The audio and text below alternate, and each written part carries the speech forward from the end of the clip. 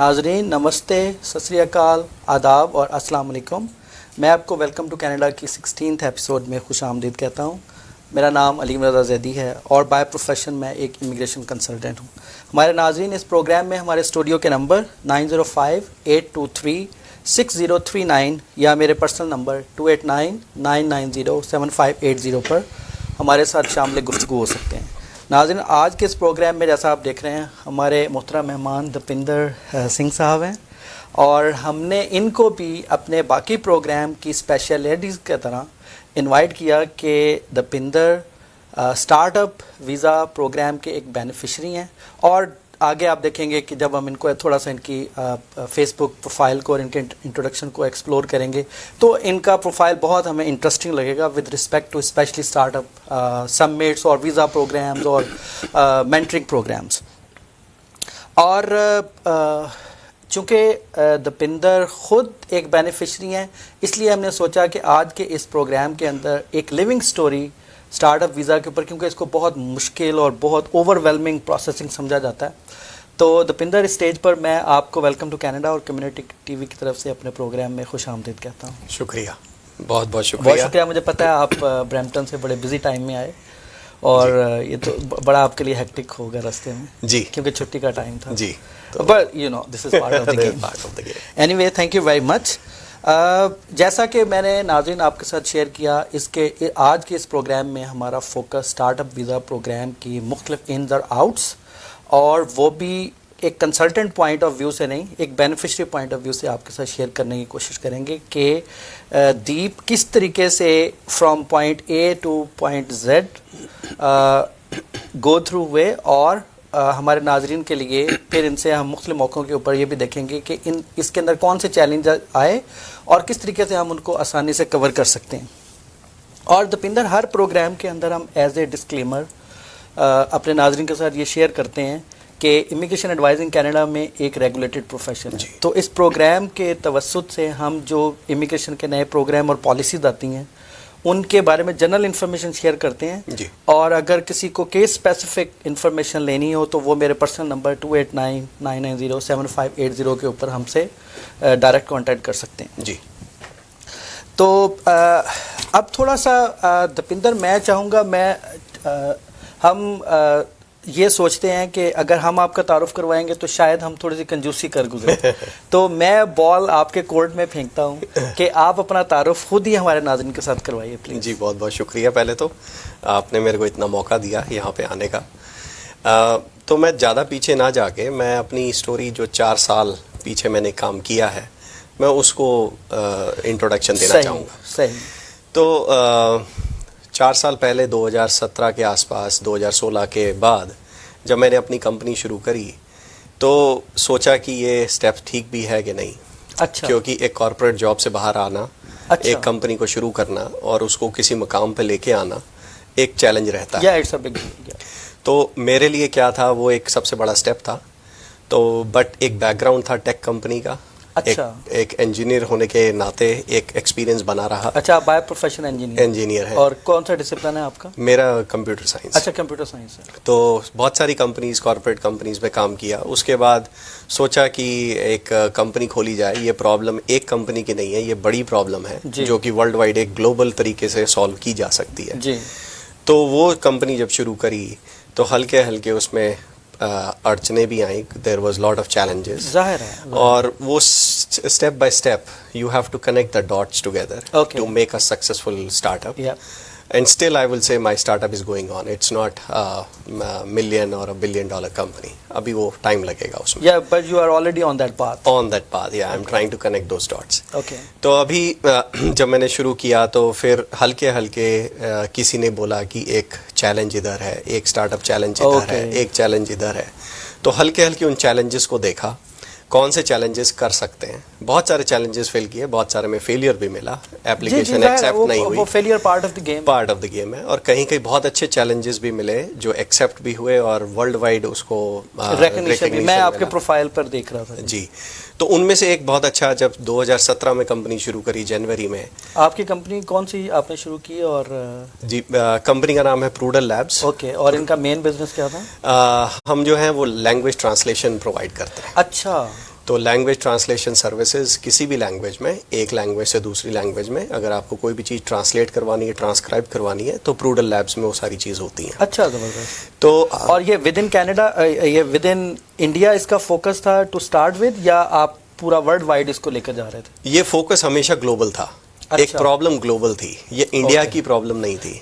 India की अपने challenges हैं जो कि लोकल हैं। इंडिया में भी 22 लैंग्वेजेस बोली जाती हैं। एग्जैक्टली, वो इसलिए मेरे ध्यान में है। हाँ, तो वो और सेम पाकिस्तान के अंदर भी बड़े डायरेक्ट लैंग्वेजेस और डायलैक्ट और ये सारी चीजें पाई जाती हैं। जी, तो उसमें फिर क्या हुआ कि एक प्लेटफॉर्म बनाना शुरू किया, टेक्नोलॉजी इनोवेशन लेके आए, और कभी भी हमने ये नहीं सोचा कि हम एक कंपनी बनाएंगे जो सिर्फ सर्विसेज बेस पे होगी। अच्छा। एक चैलेंज था कि इसमें हम इनोवेशन क्या लेके आ सकते हैं लैंग्वेज इंडस्ट्री में, तभी उसकी एक्सेप्टेंस ग्लोबल लेवल पे होगी। जाहिर है। तो 2017 में सारी फॉर्मेशन शुरू हुई, और उसके बाद 2017 अक्टूबर के अंदर हमें इस्तांबुल से एक चैलेंज में इनवाइट आया। अच्छा। तो उस इनवाइट, तो आपने अप्लाई किया था उस इस्तांबुल के चैलेंज में, या दे देमसेल्फ नहीं found you and send you the invitation? नहीं, उसमें 25,000 एप्लीकेंट्स ने अप्लाई किया था, और आप और उनमें से हम एक थे। हमारी कंपनी एक थी कि 100 स्टार्टअप्स उन्होंने एशिया, अफ्रीका, मिडिल ईस्ट और यूरोप से पिक करी थी। अच्छा, जबरदस्त। तो उसमें से 100 स्टार्टअप्स में हम एक थे। फिर उसमें से भी एक लेवल और उन्होंने ऊपर किया जो टॉप 50 में स्टार्टअप्स थी। अच्छा। तो हम उसमें भी टॉप 50 में। अच्छा, जबरदस्त। तो वो एक अच्छा रहा, आपका स्टार्टिंग पॉइंट था, और एक विजिबिलिटी के लिए, एक स्टार्टअप को जो विजिबिलिटी चाहिए वो विजिबिलिटी वहाँ हुई। और फिर उसके बेसिस पे ही हमें टर्किश गवर्नमेंट ने 2017 दिसंबर में टर्किश इनोवेशन वीक हुई, तो उसमें इनवाइट किया। अच्छा। और वो इनविटेशन से हमारे को और एक बूस्ट मिला, मोटिवेशन आती है, और स्टार्टअप को फिर नेक्स्ट लेवल क्या प्रॉब्लम हम सॉल्व कर सकते हैं। और fall in like 50 startup companies, ये मैं कहता हूँ इटसेल्फ एक बहुत बड़ी अचीवमेंट है। तो वो एक अचीवमेंट रही, और अब तक जितना भी काम किया हमने खुद ही किया। मतलब मैं और मेरा एक फाउंडर है प्रसून, तो हम दोनों ने ही मिलके कंपनी शुरू करी, और तब से लेके अब तक हम इसमें लगे हुए हैं। तो फिर हल्के हल्के और चैलेंजेस आते गए, हम उसको सॉल्व करते गए। जबरदस्त। और फिर डेफिनेटली ये कनाडा का जो हम यहाँ पे फिर आपने उस स्टार्टअप आइडिया को स्टार्टअप वीज़ा के साथ लिंक करने की कोशिश की। जी, जो हम प्रोग्राम के अगले हिस्से में उसको ज़्यादा एक्सप्लोर करने की कोशिश करेंगे। अच्छा, मैं आपके बड़ा दिलचस्प आपका प्रोफाइल है कि आप बाय प्रोफेशन इंजीनियर थे, कॉर्पोरेट सेक्टर में आपने जॉब की, and then you jump into startup visa, startup business idea, and then to startup visa program. तो मैं आपके उसको देख रहा था, मैं चाह रहा था कि आप हमारे नाजरीन के साथ कुछ चीज़ों को जो मैंने आपके उससे पुल किया आपके फेसबुक प्रोफाइल से जी, और हम आपको इसमें आसान और मुश्किल दोनों क्वेश्चन आपके सामने रखेंगे। मेन आइडिया यही है कि थोड़ा सा लाइटर मोड के ऊपर हमारे नाजरीन को देखा जाए कि जो लोग बड़े बड़े काम करते हैं वो बेसिकली अपने लाइफ के कितने करीब होते हैं जी। तो आप मुझे ये बताइए कि आपके फेसबुक प्रोफाइल के ऊपर मैंने नेस्कॉम बेंगलोर स्टार्टअप वीज़ा आपकी पोस्ट देखी, वो आप हमारे नाज़रीन के साथ शेयर करेंगे? जी, पहली बात तो नेस्कॉम क्या है, अगर नाजरीन को नहीं पता। जी जी, मैं उर्दू में इतना वो नहीं हूँ, तो और मैं कहना चाह रहा था कि ये मिक्स लैंग्वेज प्रोग्राम है। आप इंग्लिश, पंजाबी, उर्दू, मैं भी ਤੁਹਾਡੇ ਨਾਲ पंजाबी बोल रहा हूँ। ठीक है। आप इंडिया पंजाब तो बिलोंग करते हो, मैं पाकिस्तानी पंजाब तो ठीक है। तो शुक्रिया जी। तो नेस्कॉम जो है, नेस्कॉम एक बॉडी है इंडिया में, जैसे आईटी कंपनीज को जो रेगुलेट करती है, दैट इज नेस्कॉम। ओके। तो नेस्कॉम मतलब इंडिया की सबसे एक बड़ी बॉडी है जिसके अंदर उनके इंक्यूबेशन सेंटर्स हैं, उसमें स्टार्टअप्स आती हैं। तो उसके अंदर ऑलरेडी 3000 के आसपास स्टार्टअप्स हैं। तो उसमें भी एक जाना पहुंचना भी एक अचीवमेंट है। जाहिर है, क्योंकि इंडिया में कॉम्पिटिशन, डेंस पॉपुलेशन है। हम देखते हैं ना क्रिकेट के हवाले से, जैसे हम दोनों मुल्कों में मुश्तरक है।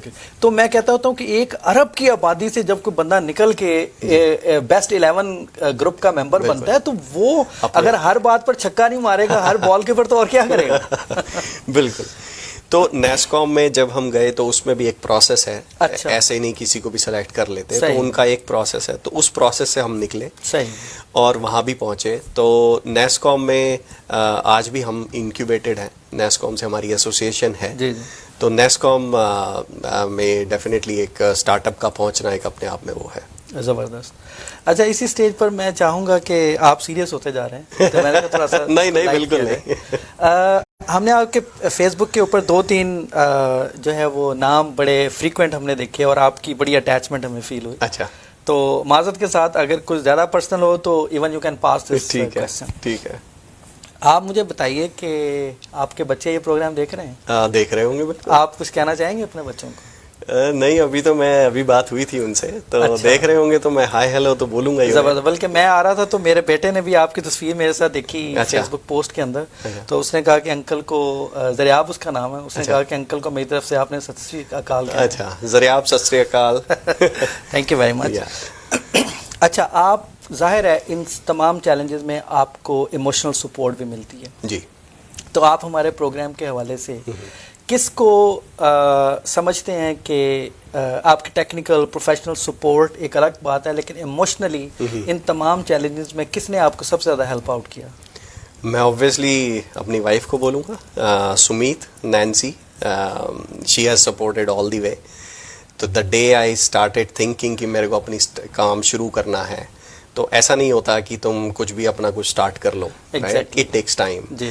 घर पे पहले तुम अपने थॉट्स को क्लीन आउट करते हो, Exactly. फिर आप शेयर करते हो। तो नैन्सी का या सुमीत का एक बहुत बड़ा हाथ है। जहाँ हमने स्टार्ट किया या 2017 में, हम बोलूँगा कि उसने और मैं बोलूँगा हमने एक बहुत बड़ा स्टेप लिया था। सही। और उसके बाद slowly and eventually we have reached here. But अभी भी स्ट्रगल है, ये स्ट्रगल अभी भी कंटिन्यूस है। जबकि मैं बहुत एक कंफर्टेबल जोन में कॉर्पोरेट लाइफ जी रहा था, एक इंटरनेशनल हॉलीडे भी हो जाती थी हमारी, आज वो सारी चीजें रिस्ट्रिक्टेड जाहिर है, because you have to do everything, like planning, implementation, monitoring, execution, communication, marketing, like you name it, और आपको वो स्किल चाहिए। तो वाइफ ने बहुत बड़ी सपोर्ट करी है, वो आज भी सपोर्ट कर रही है। अच्छा, इस स्टेज के ऊपर आपकी वाइफ जो है वो आपकी सपोर्टर है या आपकी बॉस है? वो इस स्टेज पे तो शायद सपोर्टर है, बट बहुत सारी जगह वो बॉस है, और उसको रिकॉग्नाइज वो करना भी चाहिए। जबरदस्त। अच्छा, वही हमने आपकी जो है अटैचमेंट, शेरी सोडी आपके फ्रेंड है? जी, शेरी सोडी जो है वो मेरा ब्रदर इन लॉ है। अच्छा, ठीक है। तो आप ब्रदर इन लॉ से भी बड़े इम्प्रेस हैं और वाइफ से भी बड़े इम्प्रेस? बिल्कुल, होना ही पड़ता है। तो एग्जैक्टली। तो आप शेरी को कोई मैसेज देना चाहेंगे? शेरी तो अभी इंडिया में है, तो मैं भी देख नहीं रहा होगा, बट आप बाद में शेयर कर सकते हैं। बाद में करेंगे बिल्कुल। तो मैं उसको, शेरी को हाय हेलो बोलना चाहता हूँ, एंड बी गुड। आप मोटर बाइक उनके साथ बड़ी एंजॉय करते हैं। ओ या आपने सब मेरी देख रखी है। हमारा ये स्टाइल है कि हम थोड़ा सा फेसबुक प्रोफाइल जरूर लोगों के साथ, ताकि आपके वो जो मैंने आपको पहले बात कही कि आप चूंकि we are all human beings और हमारे अपने पर्सनल इंटरेस्ट होते हैं, और कभी हम किसी बड़े आदमी को इतना बड़ा समझ लेते हैं कि हम समझते हैं कि शायद इसकी पर्सनल कुछ नहीं होती, बिल्कुल, जबकि वो आम तमाम इंसानों की दोस्तियां, यारियां, आपके इंटरेस्ट, आपकी बाइसिकलिंग, जिम, ये सारे तमाम लोगों के सिमिलर होते हैं। अच्छा, मैं इस स्टेज के ऊपर चाहूँगा कि आपको, मैंने देखा कि आप कैलगरी बेस्ड स्टार्टअप्स में भी आपकी मैंने प्रेजेंस देखी, and you were also standing with the mayor of Calgary. जी। तो आप उस इवेंट्स को हमारे नाज़रीन के साथ शेयर करेंगे? सो कैलगरी बेस्ड स्टार्टअप में जो प्लेटफॉर्म कैलगरी एक इनक्यूबेटर है, जी, मेरी कंपनी को सपोर्ट वहाँ से मिली है। अच्छा। तो प्लेटफॉर्म कैलगरी का एक बहुत बड़ा हाथ है, और जब भी एक स्टार्टअप यहाँ पे आती है तो एक इनक्यूबेटर का एक सपोर्ट करना वो सबसे बड़ी बात होती है। सही। तो आपकी सपोर्टर बेसिकली वो थे? वो मेरे सपोर्ट इन दिस एंटायर। हाँ जी। और फिर जैसे जैसे हम में भी आपके सवाल होंगे इसमें कि कैसे कैसे इन्क्यूबेटर को वो आगे हम थोड़ा सा वो करेंगे। तो प्लेटफॉर्म कैलगरी का वो सपोर्ट था, और प्लेटफॉर्म कैलगरी के बेसिस पे ही उन्होंने मुझे बहुत जगह प्रमोट किया, कंपनी को, मेरे को, कि आप जाएं वहाँ पे एक जी, मैंने आपको बहुत सारी प्रेजेंटेशंस में भी देखा। तो मैं जेसन केनी के साथ प्रीमियम ऑफ अल्बर्टा, उनकी पूरी कैबिनेट के साथ एक स्टार्टअप इवेंट हुआ था। अच्छा। तो उसमें मेरे को फॉर्चुनेट इनफ कि 25 लोगों को बुलाया गया था, और मैं फॉर्चुनेट था कि उनकी कैबिनेट के साथ रिकॉग्नाइज किया था। तो वो एक बहुत बड़ा इवेंट था, और मेरी रिलेशन आज भी किसी ना किसी कैबिनेट मिनिस्टर के साथ है वहाँ पे। अच्छा, ज़बरदस्त। तो वो सिर्फ इसलिए कि एक कंपनी, एक स्टार्टअप, एक इंटरनेशनल स्टार्टअप है जो इनक्यूबेटेड है कनाडा में, और कनाडा में वो एक हैंड होल्डिंग, एक सपोर्ट, वो सब दे रहे हैं, प्रमोट भी कर रहे हैं कि उनका स्टार्टअप वीज़ा प्रोग्राम प्रमोट भी हो रहा जी। है, और सिमिलरली मेरे बिजनेस को भी ग्रोथ मिल रही है। हाँ, definitely it's a two way process. जी। वो देखिए, चूंकि ये गवर्नमेंट का एक प्रोग्राम है, आगे हम डिस्कस भी करेंगे, तो वो गवर्नमेंट भी चाहती है कि लोगों को इसके अंदर से, देखिए हर प्रोग्राम में जब आप कोई एप्लीकेशन डालते हैं तो आप सक्सेस चाहते हैं जी। तो आप चूंकि सक्सेसफुल हैं, और ये एक बड़ा ओवरवेलमिंग प्रोसेस है, आगे मैं और आप जॉइंटली इसको डिस्कस भी करेंगे। जी। अच्छा, वहीं पर थोड़ा सा मैं चाहूँगा कि बॉर्न ग्लोबल इस्तांबुल भी मैंने देखा, जी। तो आप हमारे नाज़रीन के साथ वो भी ज़रा शेयर करेंगे कि वो क्या इवेंट था और आपका उसमें क्या रोल था? जी, ये मैं थोड़ा सा बता चुका हूँ इसी प्रोग्राम में। अच्छा। तो बॉर्न इस्तांबुल एक स्टार्टअप इस्तांबुल चैलेंज था। ओके, वो जिसमें आपको, और उसके बाद जो टर्किश गवर्नमेंट ने किया था वो बॉर्न इस्तांबुल किया था। अच्छा। और उसमें भी सिर्फ 200 स्टार्टअप को बुलाया गया था। अच्छा। और उसमें से भी एक हम थे उसमें, उस अच्छा, इवेंट में। अच्छा। तो ये भी एक बहुत बड़े लेवल पे इवेंट हुआ था। तो आप जो मैं समझ पाया हूँ कि आप मिजाजन ही स्टार्टअप काइंड पर्सन थे शुरू ही से, before getting into startup visa program. जी, कह सकते हैं। क्योंकि अभी मैं देखता हूँ, अभी इंडिया में ज़ाहिर है आपके भी जो सक्सेसर्स हैं, आप वहाँ से आ गए हैं, लेकिन वहाँ बहुत सारे लोग होंगे इंडिया से। ऐसे ही हमारे पाकिस्तान में भी इनक्यूबेशन सेंटर बने हुए हैं मुख्तलिफ शहरों के अंदर, स्पेशली एक इस्लामाबाद के अंदर है, मैं उसको जानता हूँ। वहाँ लोगों के बड़े यूनिक किस्म के आइडियाज़ होते हैं जो किसी वजह से उन्हें इस प्रोग्राम का पता नहीं होता और वो इसके साथ लिंक अप नहीं हो पाते। तो इस प्रोग्राम का एक मकसद ये भी था कि आगे जब हम इसका क्राइटेरिया देखेंगे तो वो क्राइटेरिया के हवाले से इसमें जो बहुत सारे लोग हमारे मुल्कों में लैंग्वेज से होते हैं, वो थोड़े से एजिड हो जाते हैं, तो बहुत सारे बाकी जो इमिग्रेशन के प्रोग्राम हैं उनके लिए क्वालिफाई नहीं कर पाते, तो ये उनके लिए एक बड़ी अच्छी लीड है। जी। तो इसलिए हमने आपको पिक किया, जैसे बहुत सारे लोगों ने आपको पिक किया, हमने भी आपको वहीं से पिक किया और हमने चाहा कि आपकी लाइफ स्टोरी जो है वो नाज़रीन के साथ शेयर कीजिए। अच्छा, यहीं इससे पहले दीप के हम सॉरी मैंने आपका खुद ही एब्रीवेट कर लिया ना, मैं भी दीप ही, और मुझे दीप कहना बड़ा अच्छा लग रहा है। ठीक है।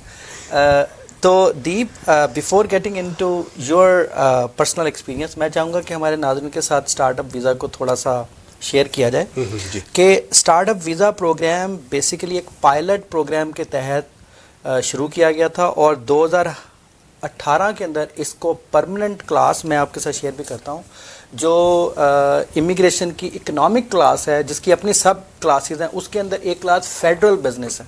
तो इसको स्टार्टअप वीज़ा को और सेल्फ एम्प्लॉयड वीज़ा को उसके अंदर शामिल किया गया, और इसका मेन मकसद ये था कि जो इमिग्रेंट एंटरप्रेन्योर्स हैं उनको अट्रैक्ट किया जाए और उनके बिजनेसेस को कनाडा में इस्टेब्लिश करने में हेल्प आउट किया जाए, और फाइनली उनको हेल्प आउट किया जाए कि वो PR बन सके, जो आपका सारा ये जर्नी था। जी।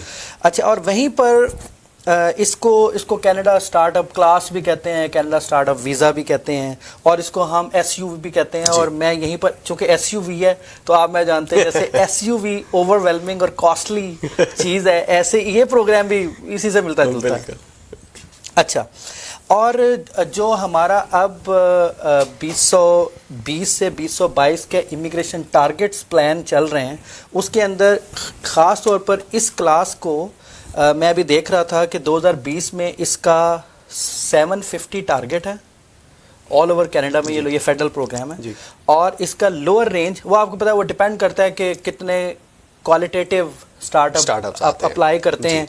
तो वो मिनिमम जो है वो 500 है इस साल का, और मैक्सिमम 1500 है। तो इसका मतलब ये है कि ये डिपेंड करता है कि कितना क्वालिटेटिव आपका बिजनेस आइडिया है। अगर उसको सपोर्ट मिल जाती है, और ये जो एलोकेटेड कोटा है डज नॉट मैटर, ये 1500 तक जा सकता है। और अगर आप 1500 के स्केल को आप तो इससे गुजरे, अगर आप देखें तो इट्स ह्यूज अपॉर्चुनिटी उन लोगों के लिए जिन लोगों के पास डेफिनेटली मनी का आंसर, उनका स्टार्टअप स्किल्स, और प्लस उनकी लैंग्वेज स्किल्स, जो आपसे हम आपके एक्सपीरियंस के हवाले से करेंगे। और 2021 के अंदर भी टोटल 750 कोटा है, और जो हायर रेंज है अगेन 1500 है। और इसी तरह जो है 2022 की भी यही है कि 750 कोटा है, but they can increase it up to 1500। So there is huge opportunity आप जैसे लोगों के लिए। जी। अच्छा, वहीं मैं नाज़रीन के साथ ये भी शेयर करूँगा कि इस प्रोग्राम के तहत आप वर्क परमिट के ऊपर आते हैं। जी। और आप कहीं मुझे करेक्ट भी कर सकते हैं। लेकिन मैं एकेडमिकली चीज़ों को शेयर करने की जी, कोशिश इसके दोनों हाँ, हम तरीके आपकी हैं। स्टोरी के अंदर उसको देखेंगे। हाँ, हाँ जी। हाँ। और फिर आप जो है ना वो अगर आपको कैनेडियन बेस्ड इन्वेस्टर कंपनीज हैं जो 3 टाइप की, और ये प्राइवेट स्पॉन्सर्ड होती हैं, और ये 3 तरह की हैं जिनको हम angel investor, venture capital fund और बिजनेस इनक्यूबेटर्स कहते हैं। जी। अच्छा, उसमें आपसे हम पूछेंगे कि इन तीनों में फ़र्क क्या है, जी। लेकिन मैं अपने नाज़रीन को बताता चलूँ कि कनाडा के अंदर 8 angel investor, 26 venture capital fund और 14 बिजनेस इनक्यूबेटर इस प्रोग्राम को सपोर्ट कर सकते हैं। मैं थोड़ा सा करेक्शन करना हाँ, चाहूँगा। ज़रूर। मे बी आपके उधर नंबर्स ठीक है एंजल इन्वेस्टर और बिजनेस और वेंचर कैपिटलिस्ट में, बट जो बिजनेस इंक्यूबेटर्स हैं जी, जी। वो 26 से 29 हैं। अच्छा 29 इनकी वेबसाइट पे जो कनाडा की आज की डेट में है। अच्छा उसमें से कुछ 1-2 निकल गए हैं। अच्छा, यह शायद मैंने कहीं ऊपर नीचे लिखने में गलती कर दी। हाँ, वो 26-27 जी। हैं उसमें। अच्छा और वेंचर कैपिटलिस्ट जो है वो थोड़े कम है, तो मेरे ख्याल से वो आपके नंबर्स थोड़े ऊपर नीचे होंगे। हाँ, एग्जैक्टली। और मैं ये भी देख रहा कि तो जो वेंचर कैपिटल फंड है उसके अंदर ग्रुप ऑफ कंपनीज भी हैं कि एक बड़ी कंपनी जी। आगे उनके 4-5 जी। फिर जो है। जी, जी। तो हम आपके एक्सपीरियंस के तनाजुर में उसको देखने की कोशिश करेंगे। अच्छा, अब हम चलते हैं मेन क्वेश्चन की तरफ कि दीप, आप ये बताइए कि आपको कैसे ख्याल आया कि आपने इस कैटेगरी में अप्लाई करना है? क्या मेन चीज़ें थी जिसकी वजह से आपने सोचा कि आपको इस कैटेगरी के अंदर अप्लाई करना चाहिए? देखिए, इसमें मेरे लिए सबसे पहली चीज, क्योंकि you are looking very young, या और मैं पहले तो ये समझ रहा था कि माइट भी आप कोई 45 प्लस होंगे लेकिन आप तो मुझसे भी यंग लग रहे हैं माशाल्लाह। शुक्रिया जी। तो इसके लिए सबसे पहले तो मैं कभी भी कनाडा का ऐसा कोई ख्याल नहीं था। अच्छा। कंपनी मैंने कनाडा के लिए शुरू नहीं करी थी। एग्जैक्टली, वो मैं भी उस पर बिलीव राइट, करता हूँ बिल्कुल। कनाडा आना ही मकसद नहीं था। सही। मकसद था कंपनी को ग्रो करना है कि जबरदस्त। अब जॉब छोड़ दी है, जी। कॉर्पोरेट वर्ल्ड से आपने छुट्टी ले ली है, जी। अब यही करना है। This is my bread and butter. जबरदस्त। How do I scale it now from 0 to 1 and 1 to 100? वो एक ख्याल से ये छोटी छोटी जो चीज़ें होती चली गई, इस्तांबुल का होना, नेस्कॉम में आना, उसके बाद जी टीवी, कलर्स टीवी जो इंडिया के चैनल्स हैं, हाँ, जो मैं उसमें देख भी रहा हम था। जी, जी। हमारी कंपनी कहीं ना कहीं एसोसिएटेड है। तो ये सारी चीज़ें प्लान्ड कनाडा के लिए नहीं थी। सही। ये एफर्ट तो लगाना ही था, जी। कंपनी को तो आगे लेके जाना ही था, लेकिन कंपनी को इंडिया से भी बाहर एक प्रेजेंस देनी थी। जबरदस्त। तो इसके जब मैंने देखना शुरू किया तो एक तो कनाडा था, दूसरा ऑस्ट्रेलिया और यूके। अच्छा। 3 कंट्रीज थी कि जहाँ पे जाके I can start a company and the support will be given by the government and then you are there. अब वो हमें अपने आइडिया, एक तो हमारी कंपनी क्या कर रही है, हमारा आइडिया क्या है, और उसी आइडिया को कहाँ पे रख के आप उसको चला सकते हो, बड़ा कर सकते हो, was only the thought. Okay. अब ऑस्ट्रेलिया जाते हैं तो जैसे प्रूडल लैब्स है, Prudle Labs is mainly into tech business. Okay. Tech mainly is driven, tech, IT, software जितना भी है दैट्स मोर इन यूएस। तो यूएस ना जाके Toronto would have been a better option, जो हमने सोचा और लिया, चॉइस करा, और उसके बाद सारी चीज़ें होती चली गई। तो अब प्रूडल लैब्स के जो कस्टमर्स हैं वो मेनली यूएस बेस्ड है। अच्छा। तो इसलिए हमारे को यूके या ऑस्ट्रेलिया जाने से कनाडा वाज आना मोर आपको ज़्यादा सूटेड। सूट करता था। और दूसरा, Canada government gives lot of benefit, या राइट, टू अ स्टार्टअप। बहुत सारे बेनिफिट्स देते हैं जो बेनिफिट्स दिखते नहीं है, जी। बट वो इंटेंजिबल आपको दिखता है। लेकिन अगर आप उसको बाहर से ट्राई करें कहीं और किसी और तरीके से, जैसे आपके पास बहुत सारे केसेस आते होंगे, एक्सप्रेस एंट्री और जी, जी, स्टूडेंट जी, एक्सेट्रा, जी। इसमें आपको कुछ चीज़ें बाय डिफ़ॉल्ट मिल जाती हैं। सही। बहुत सारे इसमें लीवे हैं, आपको सोचना नहीं पड़ेगा कि मेरा स्कोर कितना आना चाहिए आइल्स में, या मेरा हाँ। दूसरा एजुकेशन क्वालिफिकेशन क्या होनी चाहिए, मेरे पॉइंट्स कितने बन रहे हैं, वो सब आपको नहीं देखना। जबरदस्त। और उसकी वजह से ही, और एज बहुत बड़ा क्राइटेरिया है। जी, जी। तो इसलिए एज इसमें कंसीडर नहीं होता, कंसिडर नहीं आपका आइडिया कंसीडर होता है। आइडिया कंसिडर होता है। तो वो सारे एक जो चीज़ें हमने आपको देखी, प्लस, हाँ, और मेरे को लगा कि Canada is the more suitable as compared to any other country, and this program is more suitable because I have a company, I want to grow it globally, so why not Canada startup visa? जबरदस्त, जबरदस्त। तो आपको ये जो startup visa था, इसके बारे में कैसे पता चला, इस प्रोग्राम के बारे में? इसका मुझे पता नहीं था, क्योंकि ये प्रोग्राम जैसे आपने अपने दर्शकों को बताया है कि 2018 में शुरू हुआ जी। और 2018 जून में ही हमने अप्लाई किया। अच्छा। और जून में अप्लाई करके अगस्त में हमें लेटर ऑफ सपोर्ट मिला, जो इसका प्रोसेस है, और फिर वो इमिग्रेशन का प्रोसेस। जून में आपने अप्लाई किया और अगस्त में मिल गया। हाँ। 3 month is not a big time. हाँ, PR नहीं मिला, लेटर ऑफ सपोर्ट मिला। ठीक है। फिर उसके बाद इमिग्रेशन का प्रोसेस अलग है। अच्छा, चलें हम उसमें डिटेल में जाने से पहले आपसे ये पूछना चाहेंगे कि अच्छा, आपको ये पता चल गया कि आपको एक स्टार्टअप के लिए आपको बेस्ट पोजीशन आप कर सकते हैं खुद को इन कनाडा में, फिर आपको इस प्रोग्राम के बारे में पता चल गया, तो आपने इस जर्नी को कैसे फिर शुरू किया? इसमें बहुत सारे, जैसे आपके पास लिस्ट है जी जी। CIC की इस वेबसाइट पे सारी लिस्ट ऑफ इनक्यूबेटर्स आ जाती है। सही।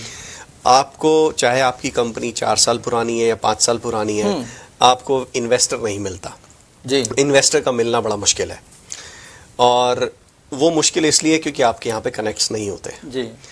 और इन्वेस्टर या एंजल इन्वेस्टर या वेंचर कैपिटलिस्ट $200,000 या $75,000 लेके आता है। इनक्यूबेटर कुछ नहीं मांगता। हाँ, उनके लिए आपको उनकी अलग फीस होती है, वो बहुत नॉमिनल है, विच इज़ फाइन, वो आपको पे करनी पड़ती है। अच्छा। और जब मैं ये सारी चीज़ें देख रहा था तो लिस्ट ऑफ इनक्यूबेटर्स थे, उनकी वेबसाइट पे जाके I was trying to fill the form.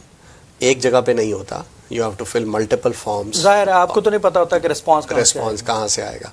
फिर उसी में ही आप देखते हो कि कहाँ से आ रहा है रिस्पांस, कहाँ से नहीं आ रहा। फिर उनकी क्वेरीज होती हैं, फिर बहुत कुछ चलता है बैक एंड फोर्थ। फिर आपको पिक करना होता है कि आपके बिजनेस आइडिया से रिलेटेड कौन सा इनक्यूबेटर है जो आपको सपोर्ट करेगा। मतलब आप ये कहना चाह रहे हैं कि आपने तो चलें सर्च करनी होती है, लेकिन वो लोग भी देखते हैं कि मिक्स एंड मैच कहाँ पर। जी, उनका पोर्टफोलियो अगर मान लीजिए एग्रीकल्चर टेक कंपनी ढूंढने का है, जी जी। और अगर इधर से मैं चला जाऊं अपनी लैंग्वेज ट्रांसलेशन, तो वो मना कर देंगे, इट विल नॉट वर्क। किसी किसी का गेमिंग की तरफ ध्यान है, किसी किसी का मशीन लर्निंग, रोबोटिक्स एक्सेट्रा। सो आपको वो मिक्स एंड मैच, आपको रिसर्च करनी पड़ती है कि आपका आइडिया जो है वो कहाँ पर बेस्ट फिट इन होएगा। जी, आप उन इनक्यूबेटर्स में सर्च करते हो कि कौन सा आपके पोर्टफोलियो, आपके बिजनेस आइडिया के हिसाब से किसका पोर्टफोलियो सूटेबल है, बेस्ट हाँ सपोर्ट कंपनी हो सकती है। जी जी, ज़बरदस्त। तो अच्छा, उसके बाद आपने ये देख लिया, फिर आपने कैसे इसके क्राइटेरिया को समझा कि आप उनके क्राइटेरिया को कैसे मीट करते हैं, उनका क्या क्राइटेरिया है, इसको आपने कैसे जो है वो जी फाइंड किया और कैसे आपने इसके लिए खुद को प्रिपेयर किया? यूजुअली देखिए, क्राइटेरिया इसमें सिर्फ एक ही है और सबसे बड़ा क्राइटेरिया वो है बी इनोवेटिव। अच्छा, ज़बरदस्त। You have to be innovative. Okay. आपकी अपनी स्टार्टअप, एक आइडिया जो भी है, बिजनेस जो भी है, वो इनोवेटिव होना चाहिए। सही। और उसी इनोवेशन के बेसिस पे ही सारा कुछ होगा। तो ये आपको कैसे पता चला कि आपका केस तो बड़ा वैसे ही बड़ा आइडियल केस है कि आप already were being recognized in other countries, so आपके आइडिया में जान थी तो वो जा रहा था।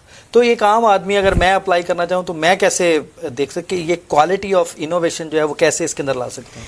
देखिए, एक होता है कि जब आप किसी, क्योंकि आपने मुझे बताया था कि आप मेंटरिंग भी करते हैं, तो मैंने उस हवाले से पूछा कि हमारे नाजरीन अगर ये जान सकें या इंटरेस्टेड ऐसे लोग एंटरप्रेन्योर्स ये जान सकें कि वो जो इनोवेटिव आइडिया है उसको कैसे कंसीव करना। देखिए, मैं ये मानता हूँ कि जो भी बिजनेस कर रहा है, जिसने भी स्टार्टअप शुरू करी है, जी। वो किसी यूनिकनेस से या किसी इनोवेशन से शुरू करी है। अब वो हर लेवल पे सक्सेस नहीं होती, उसको निखारना पड़ता है। जाहिर है। उसी के वजह से या उसको निखारने के लिए या तराशने के लिए you need help, you need mentorship. Exactly. तो उस मेंटरशिप में मैं भी कभी कभी कुछ कंपनीज की मेंटरशिप करता हूँ। अच्छा, जबरदस्त। अगला मेरा क्वेश्चन यही था कि क्या आप भी प्रोवाइड, तो आपने खुद ही जवाब दे दिया कि आप जो इंटरेस्टेड लोग हैं या इंटरेस्टेड कंपनीज हैं या इंटरेस्टेड एंटरप्रेन्योर्स हैं, वो आपसे रब्ता कायम कर सकते हैं टू गेट मेंटरशिप, बिकॉज मुझे पता है बड़ा ओवरवेलमिंग सब प्रोसीजर है, आसानी से समझ नहीं आता। तो आप चूंकि स्टेप बाय स्टेप इससे गुजर चुके हुए हैं, अब आपको पता है कि कौन से अहम डॉट्स हैं and how to join them. जी, तो सबसे पहला इनोवेशन, आपकी क्या इनोवेशन है, और हर कंपनी, हर बिजनेस जो कुछ कर रहा है, अपनी लाइन में जो कुछ करना चाह रहा है, वो कुछ इनोवेशन तो कर रहा है, वो तभी बिजनेस में है। जाहिर है। अब उसको कैसे पैकेजिंग करनी है, वाह वाह, बहुत अच्छी बात वो सब मैं उनकी कंपनीज की हेल्प करता हूं। अच्छा, तो आपको टिप्स देंगे कि पैकेजिंग आप कैसे करते हैं? लाइक आप पास भी कर सकते हैं। नहीं, मैं पास भी करूंगा, लेकिन इसको मैं एक शॉर्ट में आंसर देना चाहूंगा कि इसकी कोई एक वन लाइन आंसर नहीं है, वन लाइन आंसर नहीं है, और कोई सीक्रेट सॉस नहीं है इसकी। इसके जब तक किसी का मैं बिजनेस नहीं देखता, अंदर नहीं जाता, I can not give any advice. तो ये केस स्पेसिफिक है, it's very case idea specific. Yes yes. जबरदस्त। किस स्टेज पे आप हैं, कितना काम आपने कर लिया है, कितने आपके कस्टमर आ चुके हैं, अब आपको नेक्स्ट लेवल क्या चाहिए, आपको और कस्टमर चाहिए, या आपको रेवेन्यू चाहिए, या आपको सिर्फ डाउनलोड्स चाहिए, जो एप्स में आजकल होता है। रेवेन्यू कुछ भी नहीं है, सिर्फ ऐप डाउनलोड करो और उसमें आपको जो यूज़ करना है करो। ज़बरदस्त। अच्छा, अगर मैं आपसे ये पूछूं कि अगर आप इसमें की स्टेप्स जो हैं वो हमारे नाज़रीन के साथ शेयर करें कि इस सारे जर्नी के की स्टेप 4, 5, 6, 7 जो भी आप समझते हैं, या आप किन स्टेप्स से गुजरे जी, वो आप अगर हाईलाइट कर सकें। जी, सबसे पहले स्टेप तो है इंक्यूबेटर को फाइंड करना। अच्छा। कि कौन सा इंक्यूबेटर आपको लगता है कि वो आपको सपोर्ट करेगा। तो कैसे वो इंटरनेट पे आपको सर्च करना है। सही।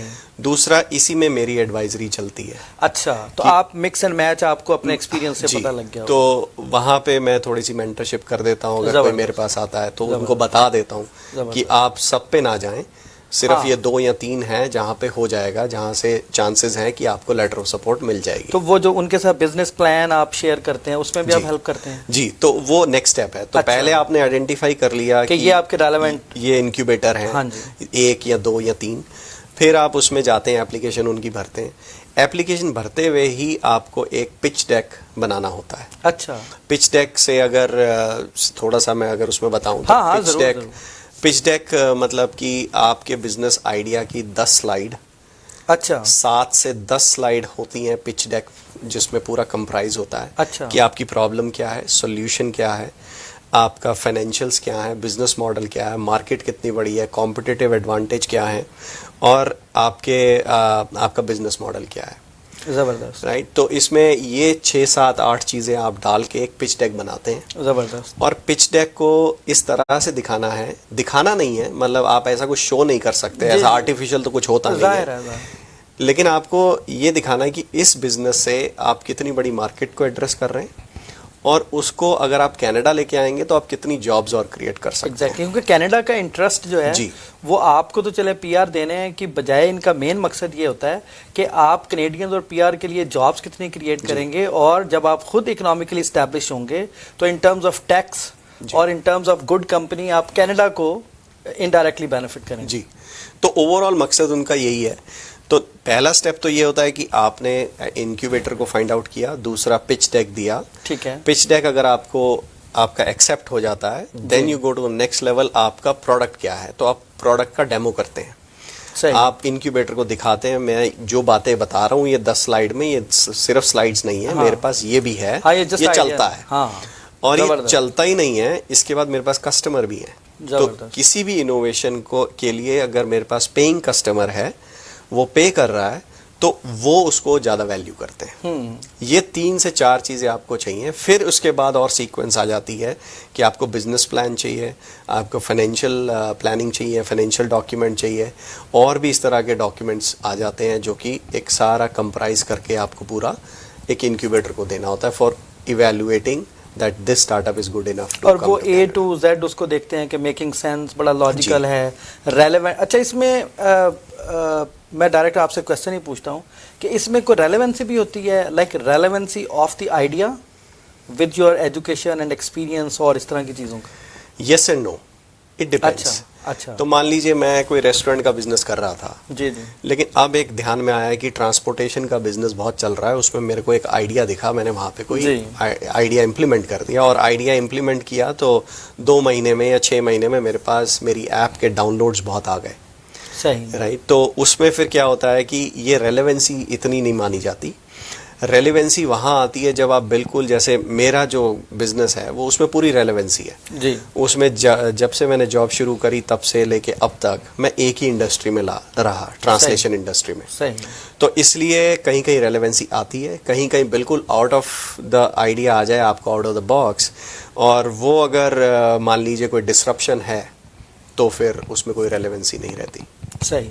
तो आपको प्रूव करना होता है बेसिकली कि आप इस आइडिया को सक्सेसफुली रन कर सकते हैं? जी, प्रूफ पहले ही करना होता है। आपकी होम कंट्री में आपने एक इनोवेशन फाइंड आउट करी, उसके ऊपर आपने काम किया, आप कुछ की कस्टमर्स लेके आए। मतलब आपकी इनोवेशन सिर्फ दिखाने के लिए इनोवेशन नहीं है, आपने प्रोडक्ट भी बनाया होगा, आपने उसको, लेकिन पेइंग कस्टमर जरूरी है आपको। सही, कितने कस्टमर उसको ऑलरेडी आपका बिजनेस चल रहा है, एक ट्रैक पे आ चुका है, अब आपको नेक्स्ट लेवल लेके जाना है। That's why you are looking at Canada. Okay, कि I want to explore and तो वो जो आपने कहा जो आपका क्लाइंटल होता है उससे with in your native country होना चाहिए या आउट ऑफ कंट्री, या क्या है ये? वो कहीं भी होना चाहिए। मतलब कोई भी कस्टमर, जैसे हमारा जो कस्टमर जो पहला था वो यूएस बेस्ड था। अच्छा, जब हम इंडिया में थे तो हमने उनको सर्व किया और वही हमने बेस दिखाया कि हमारे पास सिर्फ 2 कस्टमर्स हैं। कोई लाइक वैल्यू इन डॉलर्स भी होती है जो इम्प्रेसिव लगे किसी को? जितने आपके ऑब्वियसली रेवेन्यू जितना अच्छा, उतनी आपकी रेलेवेंसी ज़्यादा हो जाती है। और फिर आपको एप्रिशिएशन इन द सेंस की सपोर्ट मिलने में बहुत आसानी हो जाती है। अब मान लीजिए कोई आता है, कहता है मेरे पास ये आइडिया है, मैं इस फील्ड से रिलेटेड था 20 साल, अब मैं इस पे कुछ कर रहा हूँ, लेकिन मेरे पास पेइंग कस्टमर नहीं है। तो इंक्यूबेटर्स जो आज देखते हैं वो देखते हैं कि आपकी ग्रोथ स्टेज कंपनीज कितनी है और ग्रोथ स्टेज में आपने कितना कहाँ तक पहुँच चुके हैं। ओके, और जाहिर है फिर उसके फ्यूचर ट्रेंड्स और ये वो सारी चीज़ें जैसे आपने बताया पिच डेक जी, लेकिन वो मुझे 8 से 10 स्लाइडें बड़ी कम लगती हैं वैसे।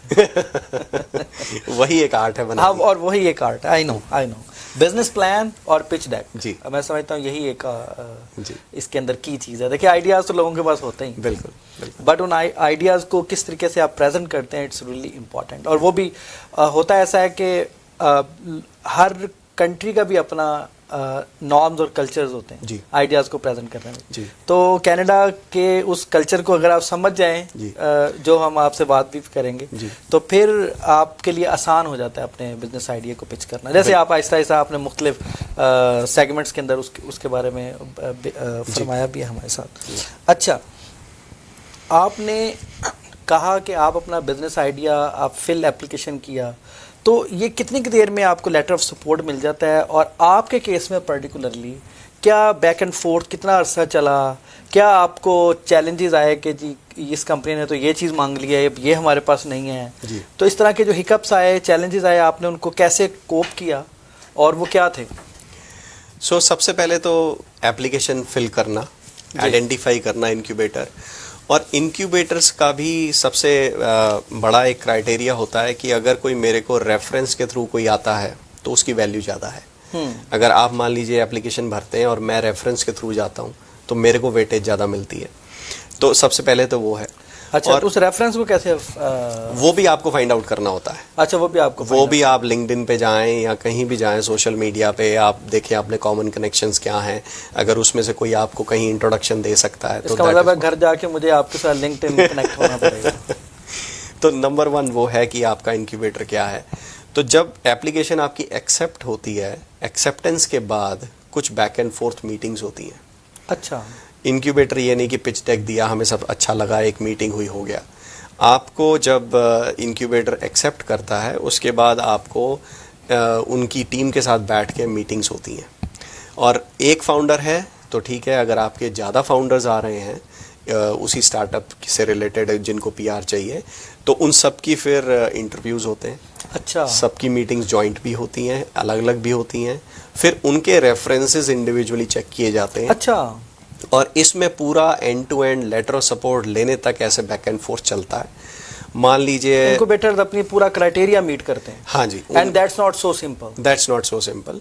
और उसके अंदर भी क्या होता है कि कुछ जगह पे बैक एंड फोर्थ होता है कि उनको लगता है बिजनेस प्लान जो तुमने दिया है ये ठीक नहीं है, ये तुमने नंबर बड़े इन्फ्लेट कर दिए हैं कि 1 साल में तुम बता रहे हो 2 मिलियन की कंपनी हो जाएगी, जो हो नहीं सकता।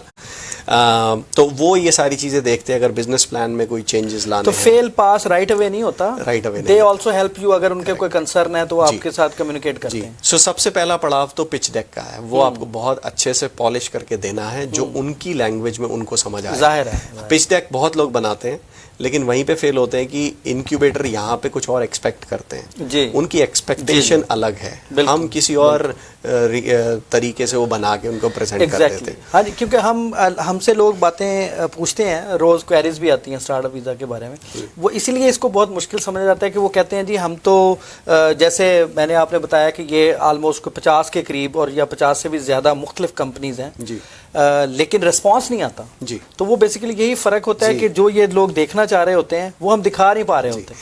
ये सिर्फ आप इसको सिंपल तरीके से ऐसे समझिए, आप एक नौकरी लेने जा रहे हैं जी, और नौकरी के लिए आपने रिज्यूमे बनाया है जी, और एक दूसरा कैंडिडेट है जिसका रिज्यूमे उसी पोजीशन के लिए एक्सेप्ट हो जाता है जी, तो वो क्या चीज़ उसमें डाल रहा है और आप क्या नहीं डाल रहे हैं, वो एग्जैक्टली पिच डेक में भी वही है। तो एक पिच डेक आपने बनाया, फिर आपने बिजनेस प्लान बनाया और फिर उसके बाद ये बैक एंड फोर्थ होने में करीबन 4 से 6 हफ्ते लगते हैं इसमें। अच्छा, मैं अगर आपसे ब्रीफली ये पूछूं कि बल्कि ऐसा करते हैं, हम छोटी सी एक ब्रेक लेते हैं और इसके बाद वापस आते हैं, फिर हम यहीं से गुफ्तगू को अगले मराहिल तक लेकर चलते हैं। तो नाजरीन हमारे साथ जुड़े रहिए, चलते हैं छोटी सी ब्रेक की तरफ। He can't take me. I'ma cross over and break your ankles. I'ma highlight. Now watch me shine. Watch me shine. Watch me shine. Ball hard. He can't take me. I'ma cross over and break your ankles. I'ma highlight. Now watch me shine. Watch me shine. Watch me shine. Hello everyone, this is Zahid Sail from Arooj Financial. I want to pass this message to all my client prospects and the community. There's a lot of information out there that government is providing different benefits. If you are not clear how to claim those benefits and how to manage your finances, you can give us a call at Arooj Financial. We can help you.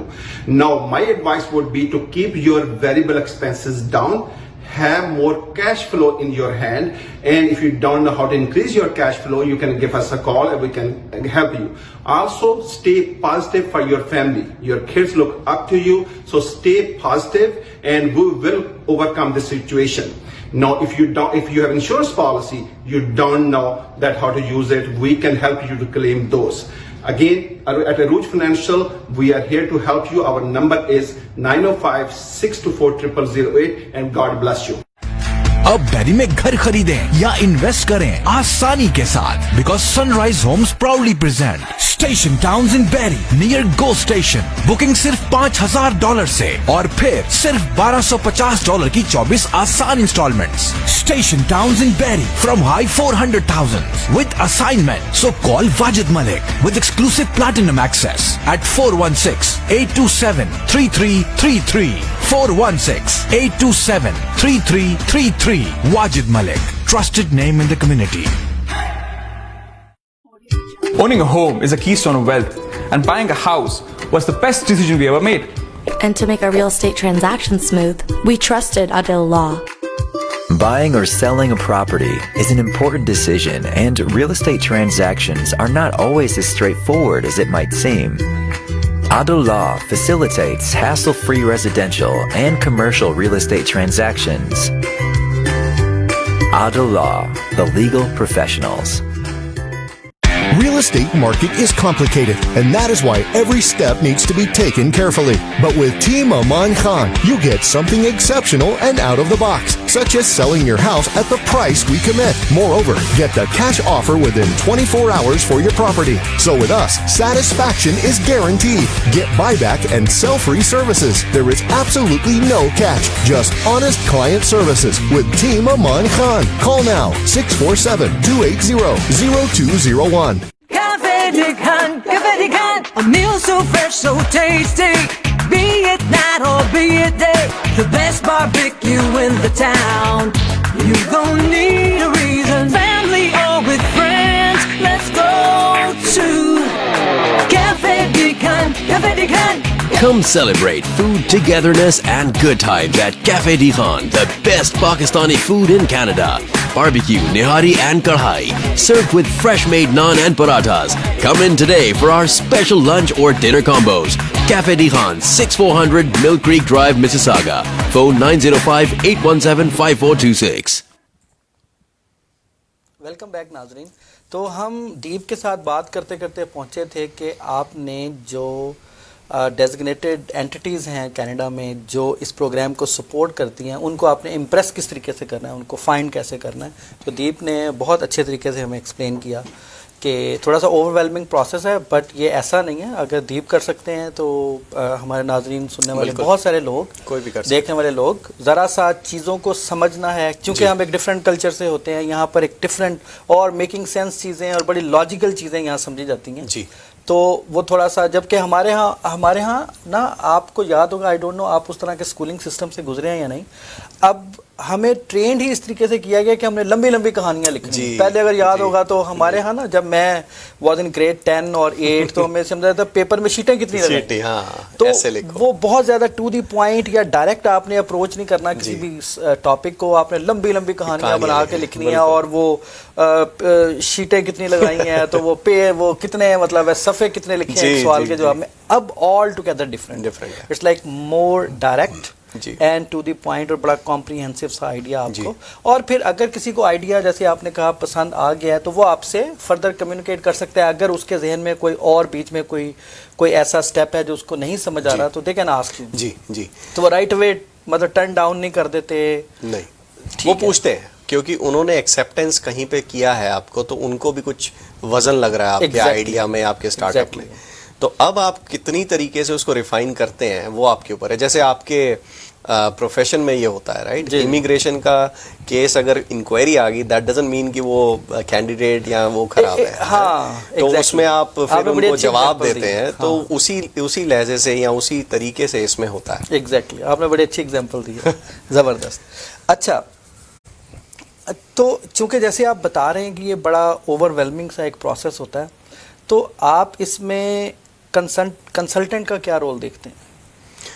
जो business side वाले consultant हैं, business भी और immigration, जी, उसमें बहुत बड़ा role है दोनों चीज़ों में, इमिग्रेशन में भी और इसमें बिजनेस को, क्योंकि आपको वही पैकेजिंग कह लो या एक जो चीज़ें जो आप नहीं देख पाते एज एन एंटरप्रेन्योर, आपको वो रिफाइन करके उसमें डालनी है। सही। जो मान लीजिए अब अगर किसी को बिजनेस या स्टार्टअप किए 1 या 2 साल हुआ है, तो 2 साल में अगर उन्होंने कहीं प्रेजेंट नहीं किया अपना आइडिया, और वो इमीडिएटली अब सोच रहे हैं कि कनाडा का स्टार्टअप वीज़ा को हम अप्लाई करें, तो मैं नहीं समझता उनका होगा इसमें। अच्छा, इसमें उसके तरीके से, जैसे पिच डेक है तो कितने डेक या कितनी स्लाइड्स आपको बनानी है, वो सारी चीज़ें आपको ध्यान में रख के चलना पड़ता है। सही।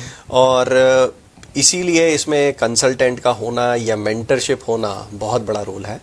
कभी कभी बहुत सारी चीज़ें आप डाल देते हो, जैसे आप कह रहे हैं कि हम स्कूल में जब पहले थे बहुत लंबा लंबा लिखते थे, and you make your idea non impressive. हाँ, तो आप बहुत क्राउडेड कर देते हैं स्लाइड्स को। आपको वो, जैसे आप बोलते हैं कि भी 40 वर्ड्स में या कहीं कहीं तो ये लिखा जाता है 20 कैरेक्टर्स में आप अपने स्टार्टअप के बारे में बताइए। अच्छा, राइट। तो मैं उन सारे प्रोसेस से गुजरा हुआ हूँ या वहाँ तक गुजर चुका था, इसलिए मेरे लिए बहुत आसान हो गया। आपके लिए बहुत आसान था। लेकिन अब वो एक्सपीरियंस इतना हो गया है कि अब जब किसी और को मेंटरशिप दी जाती है, तो उनको भी दिखता है कि हाँ, दिस इज अ डिफरेंस और this is a problem we were creating in our pitch deck, and now you are simplifying. वो जो आपने सफर शायद 6 माह में किया होगा, या जिसके लिए आपको 3 साल लगे बिल्ड करने में आइडिया, वो आप क्विकली किसी को पोर इन कर सकते हैं। जी। और मैं अपना भी अगर आज किसी को प्रेजेंट करना है आइडिया, या कभी कभी क्लाइंट को या प्रोस्पेक्ट को, तो मैं अपना भी स्लाइड डेक चेंज करता रहता हूँ। वो चेंज होता ही रहता है, जाहिर है, राइट। आप खुद भी इवॉल्व हो रहे हैं, आपकी भी लर्निंग इवॉल्व हो रही है। बिल्कुल। और आप भी, चूंकि वो बहुत सारे फीडबैक आपको मिले होते हैं, तो वो जो आपका एक्सपीरियंशियल लर्निंग होती है, वो भी आप रिफ्लेक्ट हो रही है। अब जैसे बिजनेस प्लान की बात करें, तो बिजनेस प्लान में सारे कंपोनेंट्स आते हैं, फाइनेंशियल से लेके मार्केटिंग से लेके सेल से लेके ऑपरेशंस, HR, सारे उसमें आपके मेजर वर्टिकल्स आते हैं। सही।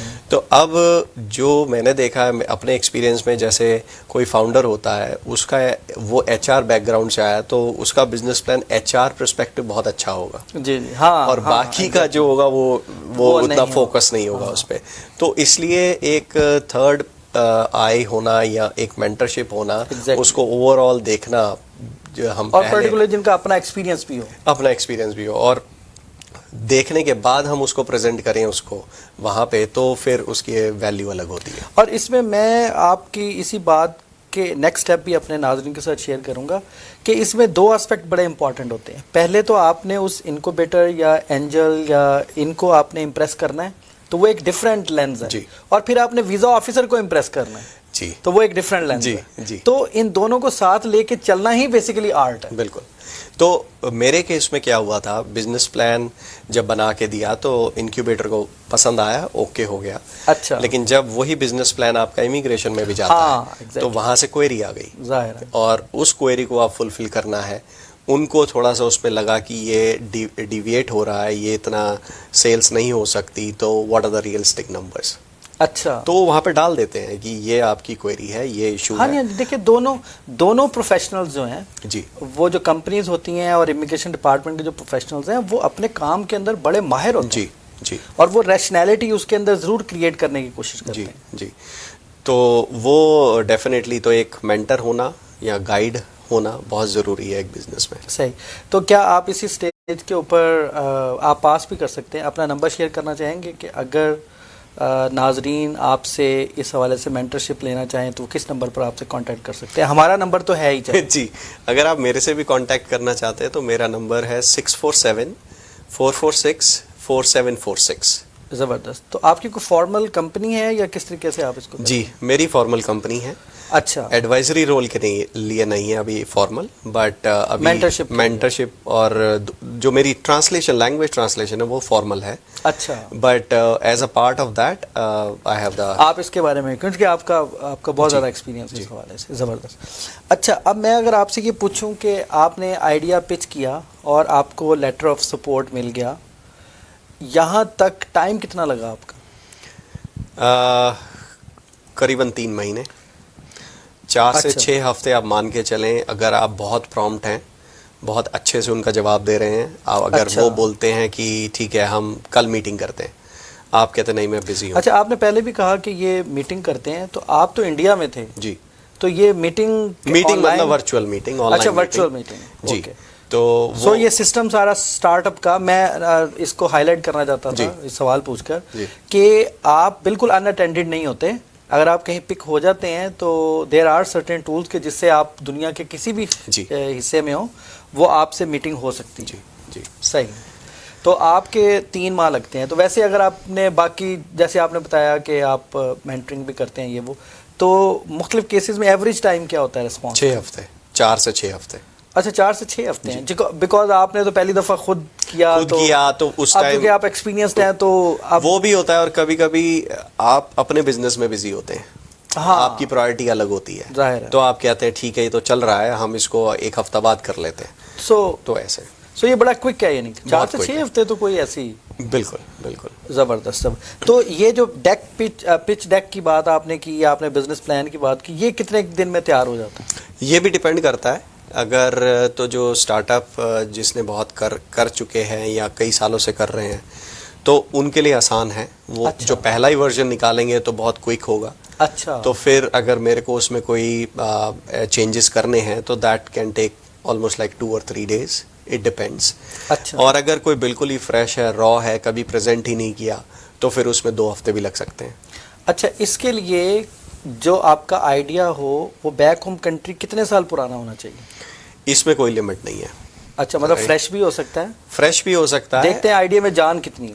आपका 10 साल पुराना भी हो सकता है, लेकिन आपने उसको किस तरह से मैच्योर कर रहे हो कैनेडा फिट के लिए। अच्छा। आपको एक तो इनोवेशन चाहिए, और दूसरा ये कैनेडा फिट कितना है, कितनी आप जॉब्स उसके थ्रू यहाँ पे क्रिएट कर सकते हैं। वो जो मेन जो हमने शुरू में बात की थी। हाँ, कि तो कनाडा का इंटरेस्ट तो जाहिर है इसके अंदर, और जो एप्लीकेंट है उसका इंटरेस्ट पीआर के अंदर। जी जी, पीआर या उसका अपना बिजनेस। जी जी, सही। अच्छा, तो आपसे ये भी बात हो गई कि आपने पहले भी बता दिया कि बैक एंड फोर्थ आपसे डिस्कशन टीम की होती रही, और फाइनली जो है ना आपने अभी शेयर किया कि आपके केस में 3 माह, लेकिन वैसे 4 से 6 हफ्ते लग जाते हैं इसको, अगर अच्छे तरीके से चीज़ों को प्रिपेयर करके किया जाए तो।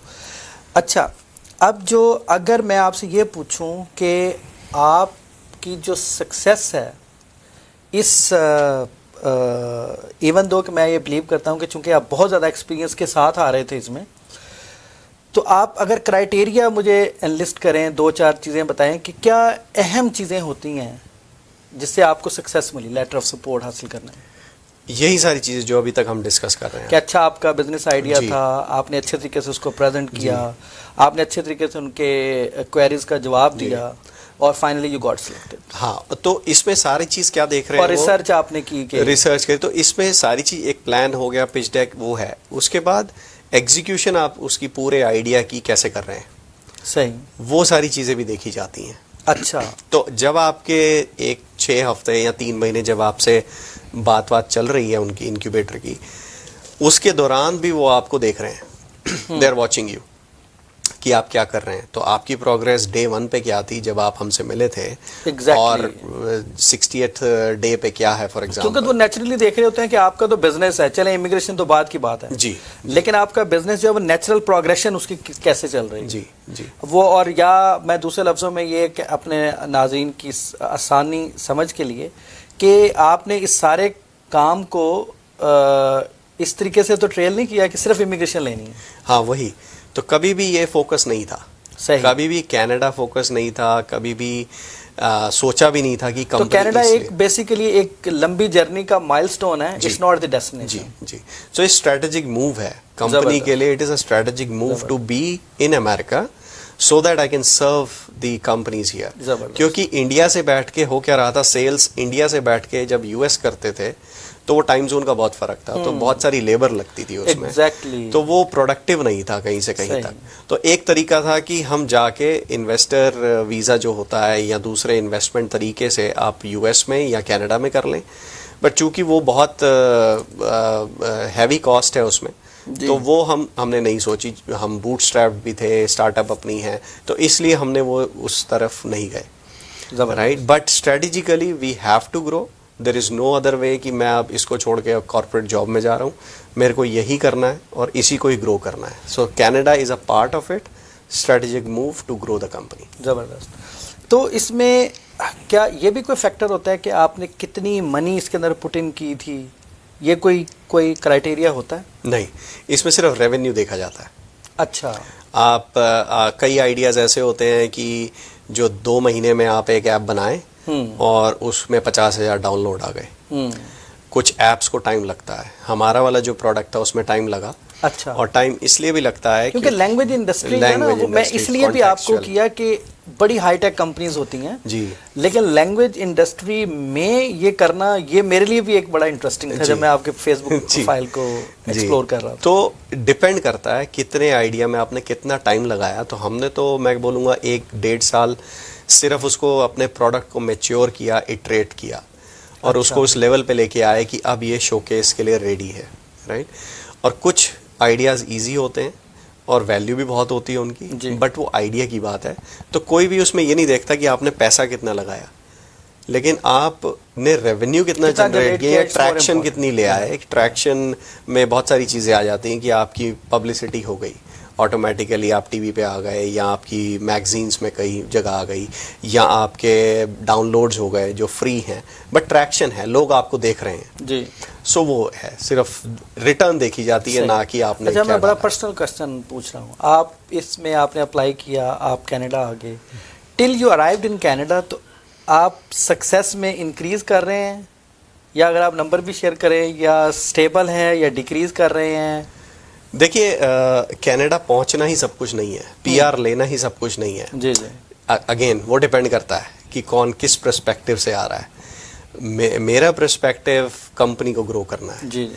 और जब एक नई कंट्री में आप आते हैं तो ऑब्वियसली आपको 3 से 6 महीने सिर्फ तो उसमें लग जाते हैं, जी, सिस्टम को अंडरस्टैंड जी, करना, वेदर को अंडरस्टैंड करना, बहुत सारी और चीज़ें आ जाती हैं।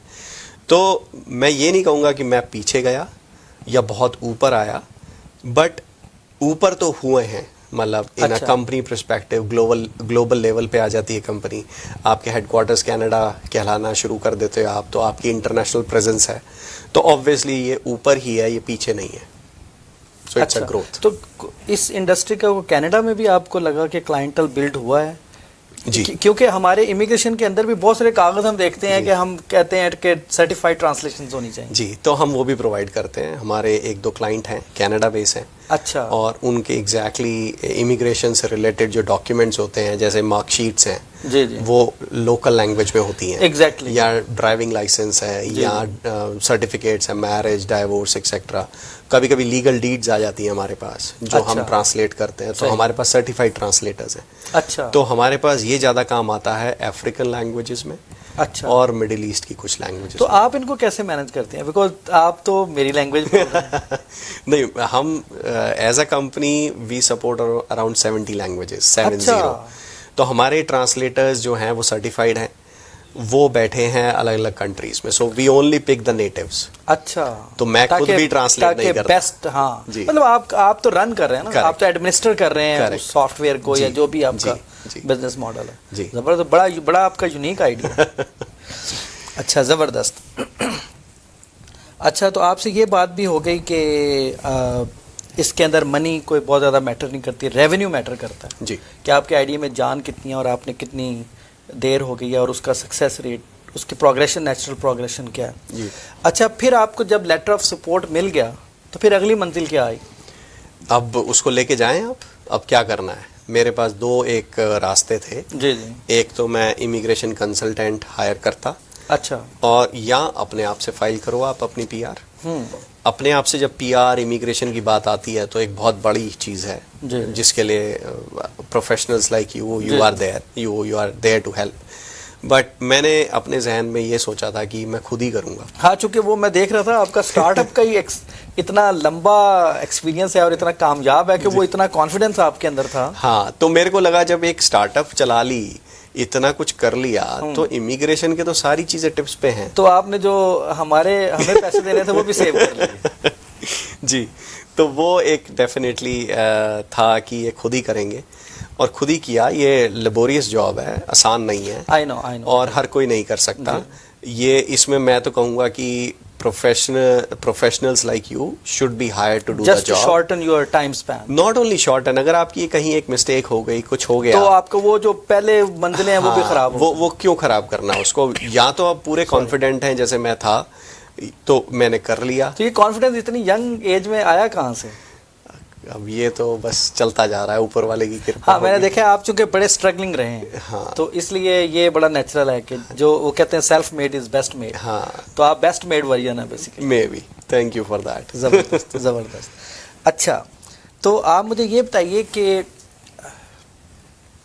आपको टेक्निकल हिकअप्स, आपको फाइनेंशियल हिकअप्स आई होंगी, इसमें इमोशनल हिकअप्स भी थी, वो आप हमारे नाज़रीन के साथ, कहाँ आपको लगता था यार ये चला जाएगा, ये रह जाएगा, अब क्या होगा? बहुत जगह पे आई। बहुत सारे लोगों से आप शेयर कर लेते हैं, वो फिर आपसे रोज पूछ रहे होते हैं, शायद आपकी बॉस भी आपसे रोज पूछती हो कि दीप आपने बताया नहीं अब हमारा कहाँ तक पहुँच। करेक्ट। सो इमोशनल हिकअप्स बहुत आते हैं अभी भी, तो वहाँ पे मेरी वाइफ बिल्कुल टेक केयर करती है। और भाभी कहती हैं कि दीप मैंने कहा था ना कि कनाडा नहीं जाना। करेक्ट, वो आज भी उनका वो है कि हम वापस ही चले जाएं तो अच्छा है। अच्छा, क्योंकि बहुत सारे चेंजेस आते हैं, बिल्कुल कल्चरल एडजस्ट करना उसको टाइम लगता आपके मैं है। जी, तो एक इमोशनल वो, और दूसरा एक इमोशनल ये होता है कि जब एक क्लाइंट के साथ बात हो रही होती है, प्रपोजल चला गया, कमर्शियल्स चले गए और फिर रिजेक्शन आ गई। हाँ, तो वो सबसे बड़ी एक इमोशनल भी कह लो या प्रैक्टिकली उसको लेना पड़ता है। बट उन सब में जो सपोर्ट मेरी वाइफ की रही है, तो वो सब ओवरकम हो जाता है साथ में मिलके कर लेते हैं। जब आप मिलकर काम कर रहे होते हैं तो एक दूसरे के साथ जाहिर है।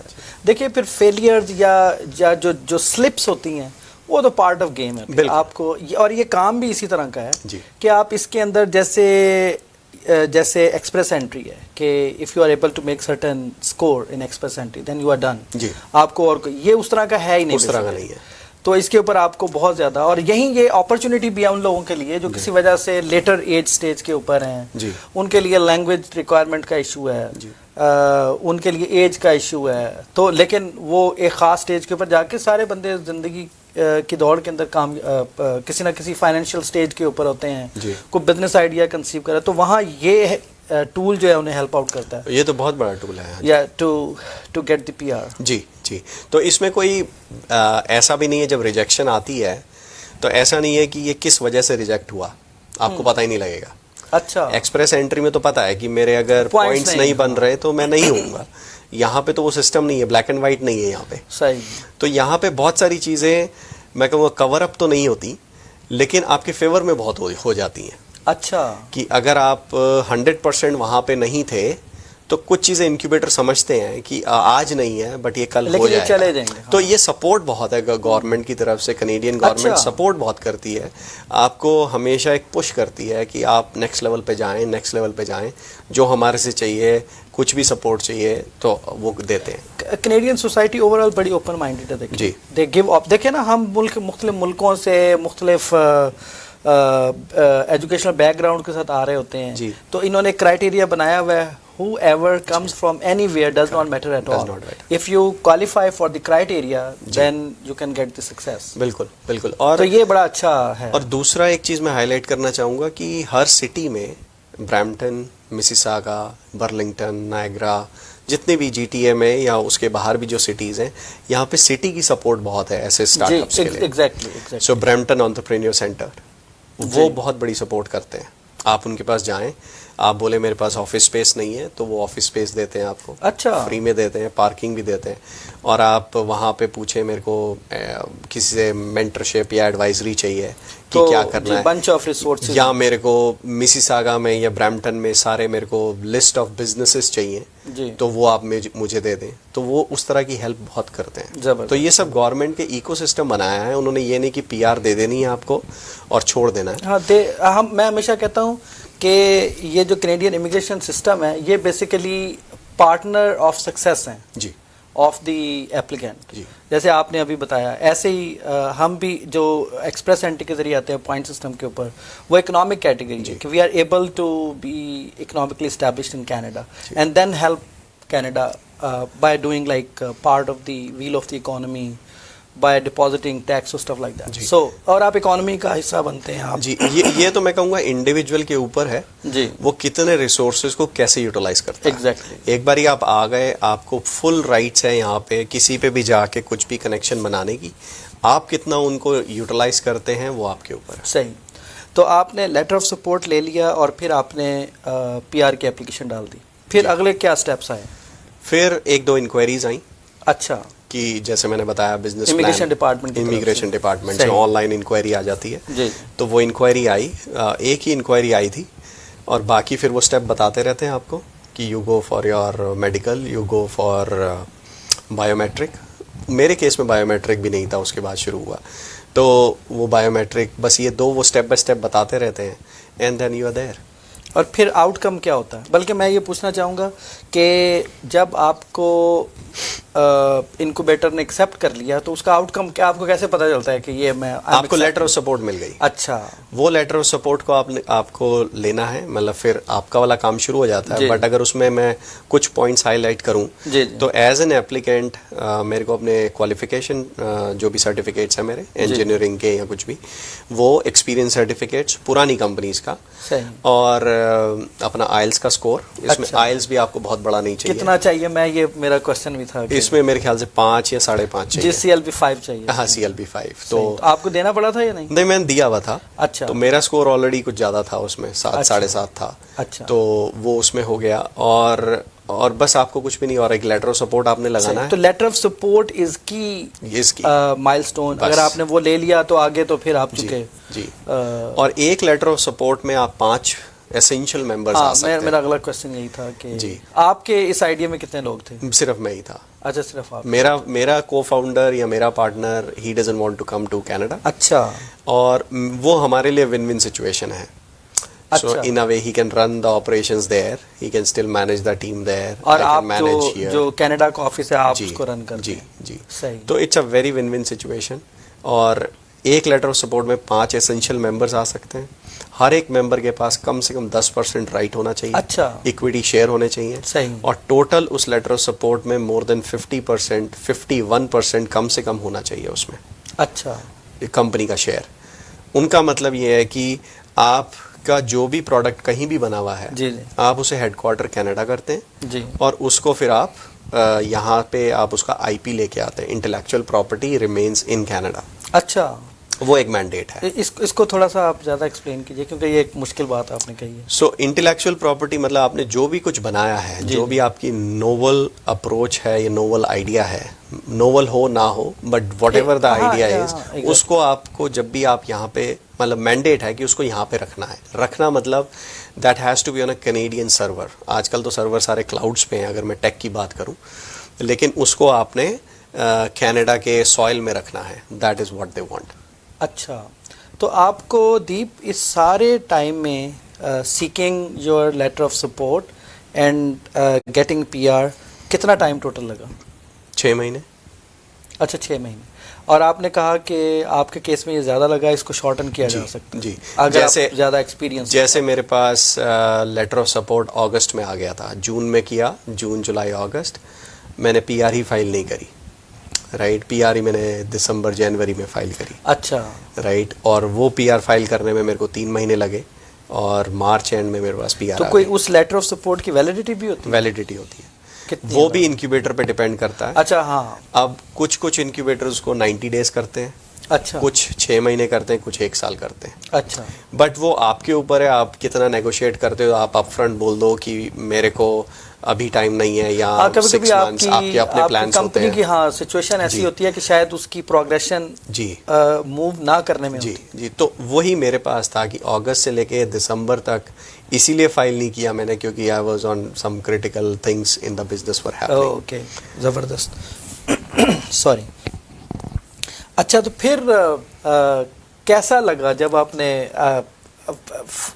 Like when you stepped in your first step in Canada, आप जहाज में बैठे, पता लगा कि आप आ गए हैं, आपकी कैसी फीलिंग थी, आपकी फैमिली की कैसी फीलिंग थी? So it was overwhelming. It was like too many things happening that moment.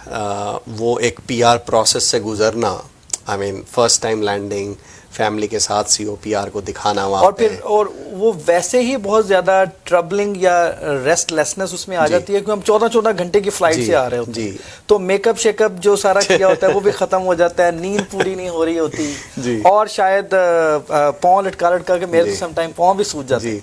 नहीं, वो है, और बच्चों के साथ ज़्यादा चैलेंजेस होते हैं, और बच्चे थोड़ा उतनी पेशेंस नहीं होती कि वो लाइन में खड़े रहें, और उसमें क्यू का कोई सिस्टम नहीं है PR वाला, भी बैठ कर बेचारे बच्चे तंग भी आ चुके। तो वो एक प्रोसेस है, तो उस टाइम तो कुछ ध्यान नहीं आता, उस टाइम तो ये होता है घर पहुंच जाएं जहां भी जाना है, सही, उसके बाद सोचेंगे।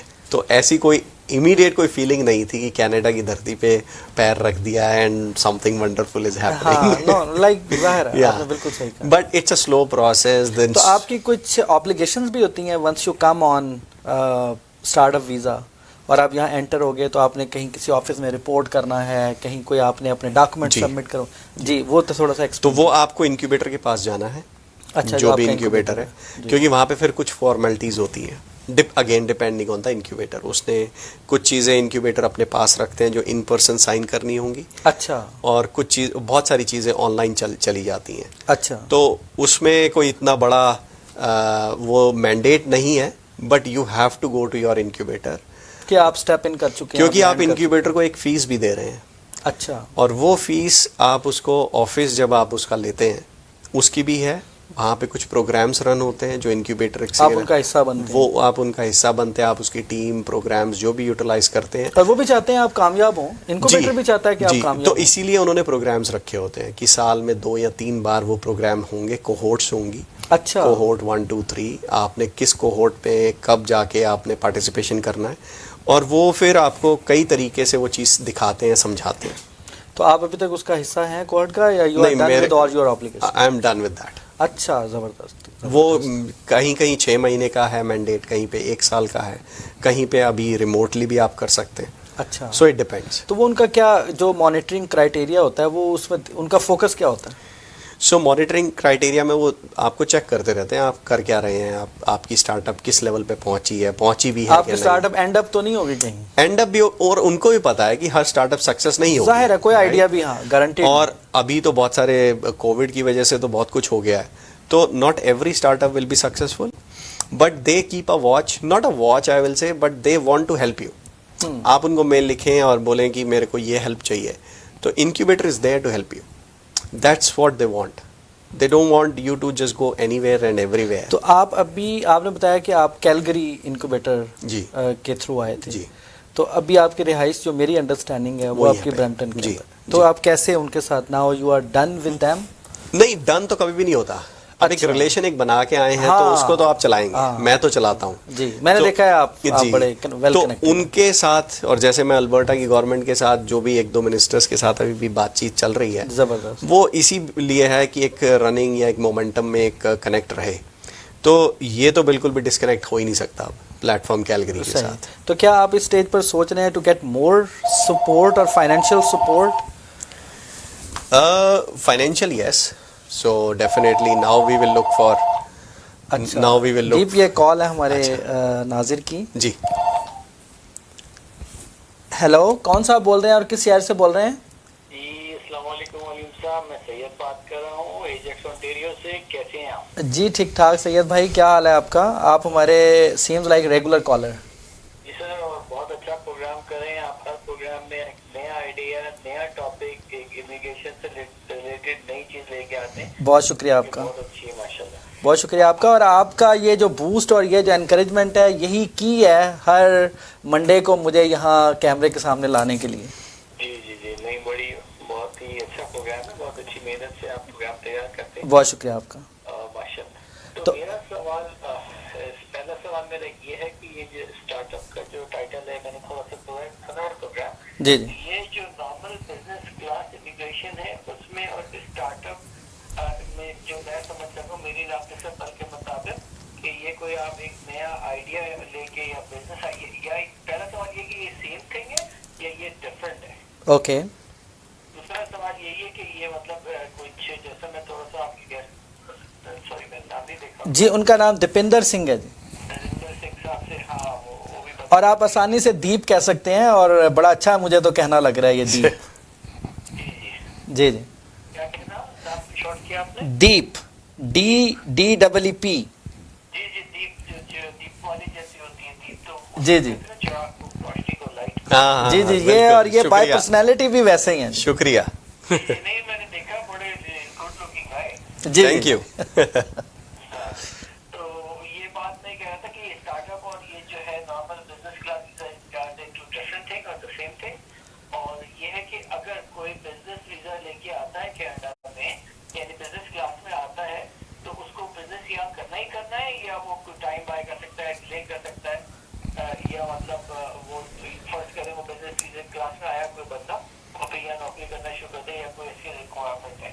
ठीक है। और ये स्टार्टअप का मुझे जरूर बताइएगा कि is this different from the normal business class application और इज द सेम थिंग? चलें, आप हमारे साथ टीवी के ऊपर जुड़े रहिए, हम आपके सवाल का जवाब देने जा रहे हैं। बहुत शुक्रिया सैयद भाई आपका, थैंक यू वेरी मच। जी दीप, आप क्या कहेंगे? उनका मतलब ये है कि जो एंटरप्रेन्योरशिप क्लास है इज द सेम और डिफरेंट? आपका इट्स डिफरेंट या इट्स डिफरेंट? तो ये वीज़ा सेम नहीं है, वो एंटरप्रेन्योरशिप कैटेगरी है जी, और वो ऑल टुगेदर उसकी डिफरेंट रिक्वायरमेंट, और वो यूजुअली PNP स्ट्रीम के अंडर आता है। मैं चूंकि मैं इमिग्रेशन कंसल्टेंट, तो और ये तो बिल्कुल और ये एक अलग है, और ये फेडरल प्रोग्राम है। करेक्ट, ये फेडरल, और वो एंटरप्रेन्योरशिप या बिजनेस इमिग्रेशन से हम वो कहते हैं वो PNP जी। तो ये दोनों बहुत अलग चीज़ है। सही। और एक बार आप यहाँ आ जाते हैं, खुदा ना करे कि आपको कोई काम ऐसा करना पड़ जाए, जॉब करनी पड़ जाए कि आपका बिजनेस नहीं चल पा रहा जी, तो डेफिनेटली आप कर सकते हैं, इसमें कोई ऐसा रिस्ट्रिक्शन नहीं है। हाँ, आपकी बार नहीं लगती, बार नहीं लगती, बिकॉज ये जो कंपनीज हमने डिस्कस किया है ये समझती हैं कि हर आइडिया विनिंग आइडिया नहीं हो सकता। और शुरू में हो सकता है कि जैसे अब कोविड सिचुएशन है तो हर बिजनेस फ्लरिश नहीं करेगा, एग्जैक्टली, एग्जिस्टिंग बिजनेस भी बंद हो गए तो एक स्टार्टअप क्या कर लेगा, एग्जैक्टली, राइट। तो इसमें कोई ऐसा मैंडेट नहीं है, सही, लेकिन आपका फिर भी फोकस आपको अपने बिजनेस पे देना है, स्टार्टअप पे देना है, दैट इज अ मैंडेट। सही। और उसके लिए अगर आपको इन बिटवीन कहीं पार्ट टाइम जॉब करनी है, आपको लगता है कि मेरे पास टाइम बहुत है, जो कि एक एंटरप्रेन्योर के पास कभी भी टाइम नहीं होता, जी, जी। तो अगर लगता है कि मैं जॉब कर सकता हूं तो करिए, तो आप कर सकते, ये आपके ऊपर है, ताकि आपका जो रनिंग एक्सपेंसेस है वो मिले और आप अंडर डेट ना जाएं। जी जी, सही सही। तो वो उन्होंने पूछ लिया कि वो बिजनेस क्लास के अंदर आप इसमें आ जाते हैं, आपने जवाब दे दिया कि अगर आपका अनफॉर्चुनेटली अगर ये फेलियर भी हो जाता है तो इट डज नॉट मैटर, लेकिन उसके अंदर जो वो एंटरप्रेन्योरशिप क्लास की बात कर रहे थे PNP के अंदर, उसके अंदर आपका एक परफॉर्मेंस एग्रीमेंट होता है और उसकी कमिटमेंट भी ज़्यादा होती है, करेक्ट। तो उसमें आपके ऊपर ज़्यादा मैं समझ और उसमें तो मेरे ख्याल से आप बता सकते हैं ज़्यादा कि कैपिटल इन्वेस्टमेंट भी चाहिए उसके लिए, और मिनिमम कितनी रिक्वायरमेंट ये है। लाइक है इसके पीसेस बिट्स में उसके साथ मिलता है, लेकिन उसकी जो वर्थ और इन्वेस्टमेंट कैपेसिटीज हैं वो डिफाइंड है हर पीएनपी के अंडर, और आपको एक परफॉर्मेंस एग्रीमेंट भी करना है, और वो सम टाइम वर्क परमिट आपको दिया जाता है, और आपको पीआर उस वक्त करते हैं जब आप उस परफॉर्मेंस एग्रीमेंट की कंडीशंस को मीट कर लेते हैं। जी। तो इस तरह की उसके अंदर थोड़ा सा फ़र्क इसके अंदर है। ज़बरदस्त, बड़ा अच्छा सवाल पूछा सैयद भाई ने, बहुत शुक्रिया आपका। अच्छा, आप जो है वो अब हम आखिरी सेगमेंट के अंदर जाने की कोशिश कर रहे हैं, और मैं चाहूँगा कि आप अगर कोई चीज़ मिस हो गई हो तो आप अपने पास से भी उसको ऐड कर सकते हैं। मैं ख़ास तौर पर चाहूँगा कि जाने से पहले आप जो है वो हमारे व्यूअर्स को क्या एडवाइस करेंगे, 4-5 बातें जो इस प्रोग्राम के लिए इंटरेस्टेड हैं। सो एक तो सबसे बड़ी बात है इसमें, अगर आपके पास कोई स्टार्टअप है, आप अपनी स्टार्टअप में कुछ टाइम और एफर्ट लगा रहे हैं, तो believe in yourself, that's very important. अगर आपको बिलीव है, आप कनाडा या पीआर को मत देखिए, आप इस चीज़ को देखिए कि मुझे इस बिज़नेस को सक्सेस करना है, और उसको सक्सेस करने के लिए अगर आपको कनाडा की पीआर चाहिए स्ट्रेटजिकल मूव के लिए, तो आप वो करिए। और believing in yourself is also very important, because जब इस प्रोसेस से आप निकलेंगे तो बहुत जगह आपको माइलस्टोन्स मिलेंगे जो आपको पार करने हैं, लेकिन माइलस्टोन से पहले आपको बहुत सारी चीज़ें ऐसे लगेगी ये हो ही नहीं पा रहा, ये हो ही नहीं सकता, I am not even thinking about PR through this category, right. तो बहुत ही, जैसे आप कह रहे थे, ओवरवेलमिंग है, this is overwhelming, but nothing is impossible, it is very easy. अगर आपने स्ट्रीमलाइन किया हुआ है, अगर आप ऑर्गेनाइज्ड हैं, तो ये बहुत सारी चीज़ें बहुत आसान हो जाती हैं। So believe in your self and keep working on your startup, और थोड़ा सा आप इसको पढ़ते रहें, रिसर्च करते रहें इसके बारे में, तो I think you are there. ज़बरदस्त। और जैसे आपने बताया कि आप इस हवाले से जो मेंटरशिप है वो भी प्रोवाइड करते हैं, तो मैं चाहूँगा कि एक बार फिर आप अपने कॉन्टैक्ट डिटेल्स हमारे नाजरीन के साथ शेयर कीजिए, ताकि अगर कोई आदमी आपसे कांटेक्ट करना चाहे डायरेक्ट तो वो कर सके। जी, सो अगर आपको कोई भी मेंटरशिप इस प्रोग्राम में बिज़नेस पर्सपेक्टिव चाहिए, कोई पिच डेक बनाने के लिए या बिज़नेस प्लान या और भी जो डॉक्यूमेंट्स चाहिए होते हैं, तो उसके लिए आप मुझे कांटेक्ट कर सकते हैं। मेरा नंबर है 647-446-4746। और या अगर आपसे मिस हो जाए तो दीप को हमारे ज़रिए भी रीच किया जा सकता है। मेरा नंबर है 2899907580। तो दीप, आपका बहुत ज़्यादा शुक्रिया अदा करता हूँ मैं वेलकम टू कनाडा के प्रोग्राम की तरफ से और कम्युनिटी टीवी की तरफ से भी, कि आपने अपना प्रेशियस टाइम निकाला और अपनी लिविंग स्टोरी हमारे नाजरीन के साथ पेश की। ये वो क्लास है बेसिकली जिसको यूजुअली लोग मुश्किल समझते हैं। जी। तो मैं जब मुझे हमारे मुश्तरका दोस्त ने आपकी तरफ मुझे रेफ़र किया, then I went on your Facebook profile, तो मैंने देखा कि ये दीप बहुत अच्छा रिसोर्स हो सकते हैं हमारे नाजरीन के लिए, इसको अंडरस्टैंड करने के लिए कि ये कोई रॉकेट साइंस नहीं है। अगर आप देखें, you are looking very young, और आपने ये सारे काम खुद किए जी, और इवन दो आप बहुत एक्सपीरियंस थे इसलिए आप कर गुजरे। तो जो लोग इसके स्टेप्स को प्रॉपरली समझते हैं और इसके ऊपर ड्यू एफर्ट करते हैं, they can cross. Oh yes. और दूसरी बड़ी अच्छी बात आपने कही जो मैं अपने नाज़रीन के साथ भी शेयर करना चाहता हूँ कि इस प्रोग्राम के तहत Canada is not destination, destination is your growth in your business. तो कनाडा एक माइलस्टोन हो सकता है, कनाडा आपके लिए एक लैंडिंग प्लेटफॉर्म हो सकता है कि यहाँ से, जैसे दीप ने भी शेयर किया कि यूएस चूँकि बहुत बड़ी मार्केट है, और जितनी भी टेक कंपनीज हैं, अगर आप देखिए उबर से लेकर और सारी लिफ्ट, उबर, सब कुछ, फेसबुक, वो आप देखिए, या ऑनलाइन जितने भी शॉपिंग स्टाइल चल रहे हैं, उसकी चूँकि ये हाई टेक कंट्रीज़ हैं और यहाँ का लोगों का बिलीव बहुत ज़्यादा टेक्नोलॉजी के ऊपर, और जो कस्टमर प्रोटेक्शन है, जो प्रोडक्ट की क्वालिटी इंश्योर करने के सिस्टम डिवाइस हो चुके हैं, तो इसलिए ये बहुत ज़्यादा चल रहा है। तो अगर आपके आइडिया के अंदर जान है, ये इनोवेटिव है, can help to generate jobs in Canada, can help you to establish in Canada, तो ये एक बहुत अच्छा प्रोग्राम। बिल्कुल बिल्कुल। नहीं, मैं भी कम्युनिटी टीवी का और स्पेशली आपका बहुत बहुत धन्यवाद। आपने बुलाया, टाइम आपने भी दिया। मुझे फील होता है कि हम थोड़ा सा इसको मज़ीद क्वेरीज आ रही हैं, बहुत सारे क्वेश्चंस का हम जवाब नहीं दे पाते क्योंकि मेरे लिए मुमकिन नहीं होता। हमारे जो CEO हैं वो इस काम को एक्टिवली कर लेते हैं कि वो साथ साथ क्वेश्चन आ रहे होते हैं तो उनके जवाब भी दे रहे हैं। तो मैं जब आपके साथ इंगेज हो जाता हूँ तो मैं आपके साथ इंगेज हो जाता हूँ। तो मैं जितने भी सवालात हैं उनमें से कई सवालों के जवाब जो है वो हमने एड्रेस करने की कोशिश किया है। जो नए क्वेश्चंस हैं, जो मैं हमेशा हर प्रोग्राम के एंड में कहता हूं कि हमारे नाजरीन की जो आरा, क्वेश्चन और कमेंट्स होते हैं वो हमेशा बेसिस होते हैं हमारे अगले प्रोग्राम के लिए। जी। तो जाने से पहले एक बार फिर आपका बहुत शुक्रिया दीप। हम कोशिश करेंगे कि आने वाले दिनों में एक और प्रोग्राम आपके साथ करें। इसके जो नेक्स्ट लेवल्स हैं या इसके और जो अलाइड लेवल्स हैं कि जो स्टार्टअप्स हैं वो इन कनाडा कैसे चलें, आप आगे, अब आप पार्ट ऑफ कनाडा हैं, तो और इसके क्या अलाइड बेनिफिट्स हो सकते हैं, जो जैसे आपने बताया कि गवर्नमेंट बड़ी सपोर्टिव होती है जी, और आप वो कनेक्शंस और ये सारे जो आपने जार्गन्स यूज़ किए हैं उनको हम कैसे यूज़ कर सकते हैं to become a good entrepreneur. जी जी दीप, एक बार बहुत शुक्रिया। बहुत शुक्रिया आपका हमारे साथ जुड़े रहने का बहुत शुक्रिया। अपनी आरा हमारे साथ शेयर करते रहिए। That is always a basis for our next programme and also bringing quality in our next programme. शुक्रिया। मिलते हैं अगले प्रोग्राम तक एक नए टॉपिक के साथ। बहुत शुक्रिया।